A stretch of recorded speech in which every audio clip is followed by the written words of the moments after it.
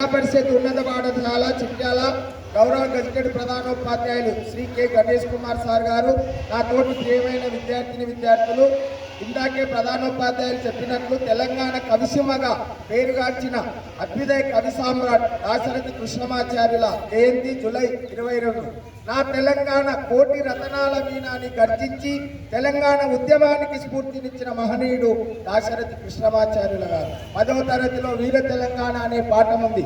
9వ తరగతిలో దాశరథి రంగాచార్య వాళ్ళ అన్నగారి సోదరులు వాళ్ళిద్దరు. దాశరథి రంగాచార్యుల గారు, దాశరథి కృష్ణమాచార్యుల వారి ఇరువురు అన్నదమ్ములు. దాశరథి కృష్ణమాచార్యులు 1925 జూలై 22న మహబూబాబాద్ చిన్నగూడూరులో జన్మించారు. దాశరథి వెంకటాచార్యులు, వెంకటమ్మ అనే పుణ్యదంపతులకు. ఆయన తెలుగు సాహిత్యాన్ని పండించిన మహాకవి. అగ్నిధార, రుద్రవీణ అనే రచనలు చేశాడు. తెలుగు సినిమా రంగంలో ఎన్నో పాటలు, నడిరేవి ఏజాములో, మోగింది కళ్యాణ వీణ, ఇట్లా 3000 పాటలు రాసిండు. రేడియో ప్రయోక్తగా, ఉపాధ్యాయుడిగా, తెలుగు పండితుడిగా, తర్వాత నాటకకర్తగా, పంచాయతీ ఇన్స్పెక్టర్గా ఉద్యోగాలు చేస్తూ తెలుగు సాహిత్యాన్ని పండించిన మహనీయుడు. ఆయన చెప్తాడు, నిజాంకు వ్యతిరేకంగా రచనలు చేసి ఆంధ్ర మహాసభలో పనిచేస్తూ జైలు జీవితం గడిపిండు. జైల్లో ఒట్టికోట అల్వార్ స్వామి ప్రజల మనిషి ఆయన.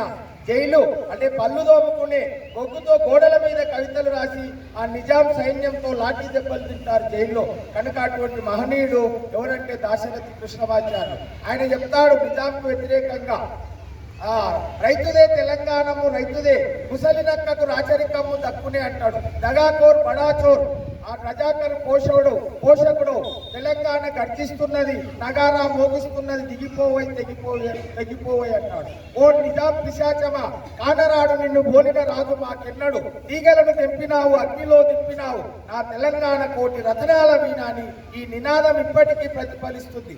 ఇంకొకటి, మన ఉద్యమంలో ఆ టెంటులో ఈ నినాదం పెట్టుకునే ఉద్యమాలు చేశాం, పూర్తిచ్చింది తెలంగాణకు. అంతేకాకుండా ఆయన ఈరోజు దాశరథి సాహిత్య పురస్కారం కూడా మన తెలంగాణ ప్రభుత్వం అధికారికంగా ప్రతి సంవత్సరం 2 ఏళ్ల కింద గోరటి వెంకన్నకు వచ్చింది. ఈసారి గుడిపాటి వెంకటేశ్వరులని, అంటే పాలపిట్ట అనే మాసపత్రిక రచయిత, ఆయనకి ఈరోజు మన తెలంగాణ ప్రభుత్వం 2026 గాను ప్రతి సంవత్సరం ఓ కవికి, తెలంగాణ ప్రముఖ కవికి పురస్కారం ఈ ఏడు అందిస్తున్న కవి ఎవరంటే గుడిపాటి వెంకటేశ్వరుడు.